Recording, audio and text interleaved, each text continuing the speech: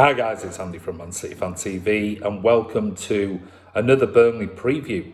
This time it's with Alfie. He's a friend of Tom's, who is a contributor on the channel, big Burnley supporter, been a season ticket holder for about 15 years, and we sent each other some questions, and he sent me some questions back which were, number one was, what were my title hopes for Manchester City next year? Well, I think it all depends on the rebuilding job which Pep needs to do. We need to bring in potentially another couple of defenders.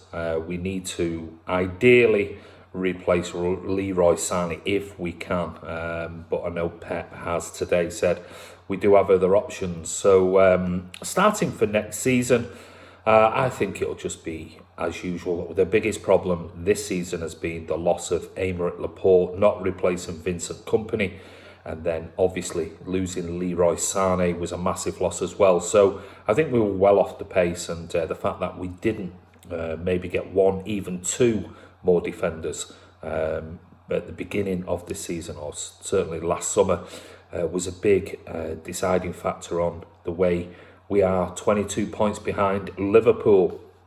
But as long as Pep's at the helm, I think it'll just be business as usual, and it certainly won't be a gap anywhere like in this particular season. There's problems with contracts on players at the minute, aren't the best at all. Obviously, every club in the Premier League is struggling, especially us, the lower down, valued sort of teams.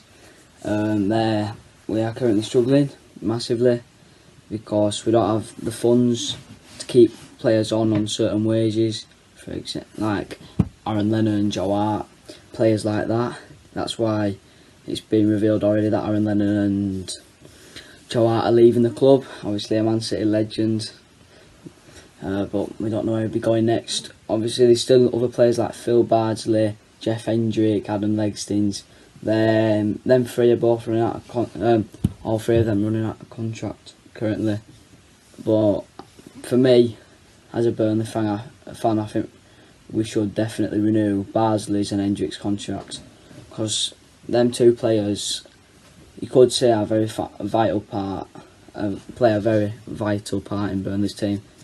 As Hendrick, he can be a starter 1 week, and then also Bardsley coming right back over Lawton at times, who I think he's just as good as Lawton. He's got the experience and things like that, which we need, and is vital for Burnley to stay in the Premier League. Coming into the quarantine break where football did get stopped for 3 months or so, Burnley were in very fine form. They were unbeaten in the last 7, I'm pretty sure, beating teams like Leicester, Man United and drawing Tottenham and Arsenal, which is very good. We picked up some good vital away points against Southampton as well, which was good for us. So I reckon we'll finish around maybe like the mid-table mark, around 11th, 10th. I'll take.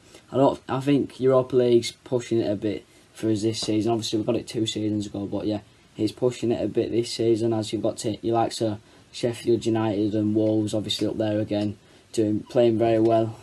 So I don't think we'll get there, and then obviously Arsenal and Tottenham are above us.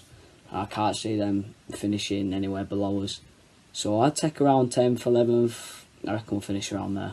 Alfie's second question to me is the defender situation at Manchester City, and do I think that it will have an effect on tomorrow's game? Personally, no, I don't. Even though Eric Garcia started off, did okay before the injury at Arsenal, it was a concussion, so he has to take a mandatory, I think it's 10 days off anyway. I think we've still got the likes of Otamendi. Otamendi came in and played against you and had a wonderful game at Turf Moor. So he's got a bit of height about him. We've also got Taylor Harwood-Bellis, who's a big lad, big unit. So I'm not too concerned about who plays there, whether it be Fernandinho, Otamendi, John Stones, Taylor Harwood-Bellis. The fact is, Aymeric Laporte is back, and as long as Laporte is there, he tends to make sure that his centre-back partner is coached through the game. So I haven't got a major issue with that particular area for the game tomorrow night at the Etihad Stadium. Next topic is what my prediction will be for the Burnley lineup on Monday. I reckon we'll either play a 4-4-2, which obviously the Burnley way, Sean Dyche's way, or a 4-5-1, as we have previously played a 4-5-1 against Man City before, looking to park it out, try and nick a goal on the counter if we can, and try and get a draw for a 0-0 if we fail to score. So I think it'll be a Pope in net. Full-backs will be Charlie Taylor, and it's a close one between Lowton and Bardsley, as I've already mentioned that Bardsley is running out of contract. And two centre-halves will be me and Tarkowski, they'll be unchanged.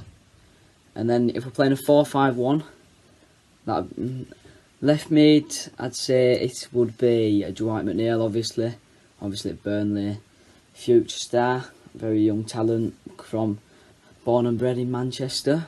And three centre mids, we could go with Brownhill, then Cork and Westwood, and then playing on the right could be Hendrick. However, he's running out of contract as well. And then up front alone, striker would be Jay Rodriguez, due to Wood and Barnes both being injured. And then also on the right hand side, Goodmanson's injured as well. Also, if we play 4-4-2, I reckon Brownhill won't be playing, and instead there'd be Mate Vidra coming in playing up front in a partnership with Jay Rodriguez. Any of them players going forward are just, I think it's scary for any team. However, I think we can capitalise on the defence. Obviously Garcia, a young prospect for City, just got injured against Arsenal. So hopefully we could be strong in attack this weekend, maybe capitalise on some mistakes which City are prospect for at times, but we will see how that goes. But obviously they don't slip up. It's very rare that City do slip up, to be honest with you, so I think we'd be very lucky if we did get the chance for that to happen. And finally, my score prediction for tomorrow night's game. It's a tough test for Burnley, obviously travelling away. It's our first game back after the quarantine break. Obviously, Man City have already played a game, 3-0 against Arsenal, which was a very good result for them. So I reckon, score prediction, I'll say 1-1. Yeah, very generous. And I'd say Jay Rodriguez will nick Burnley's goal, and I reckon Aguero will bag City's. So yeah, very close game, but come on, up the Clarets. His third question to me is my lineup. Well, if you see the preview that we've just done with the guys on the channel, a couple of people, I was on the fence with a few. I'll just pull up my lineup. I've obviously gone for Edison in net. I've gone for Otamendi or Taylor Howard-Bellis to partner Aymeric Laporte. It'll probably be Otamendi, if I'm being honest, because of his height. He's good in the air. But I'd like to see Taylor Howard-Bellis. He's a big unit and very comfortable on the ball, rarely panics. So I'd really like to see Pep give the young kids a chance, and he gave Garcia a chance against Arsenal. So I'm going to go, I think it'll be Otamendi, but I'm going to be hopeful it's Taylor Howard-Bellis and Laporte centre-backs. I think Walker will retain his place at right-back. Ben Mendy, I think, will retain his place, hopefully, on the left, but it could be Zinchenko, you never know, with Pep Guardiola. I think Rodri will hold, Kevin De Bruyne will be ahead of him. And then I think Gundogan might retain his place, even though, speaking to the lads earlier, they were hopeful that Foden gets a chance, and so am I really am. But I'm talking more about what Pep will do than what I personally want to happen. I would like to see Foden play, but I think it might be Gundogan.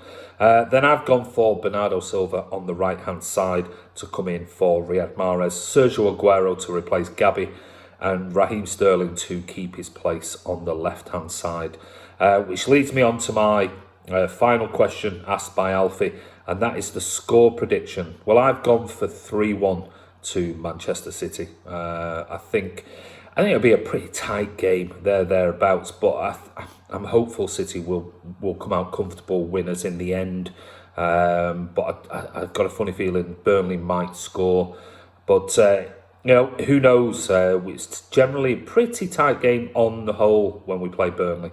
But we have had a couple of decent fixtures, results, and against Burnley. So I'm going to go for City to sneak a 3-1 win with masses of possession, if I'm being honest with you. But anyway, Alfie, I want to say a massive thank you for coming on the channel and answering my questions. But anyway, this is Andy from Man City Fan TV. Take care, and we'll see you soon.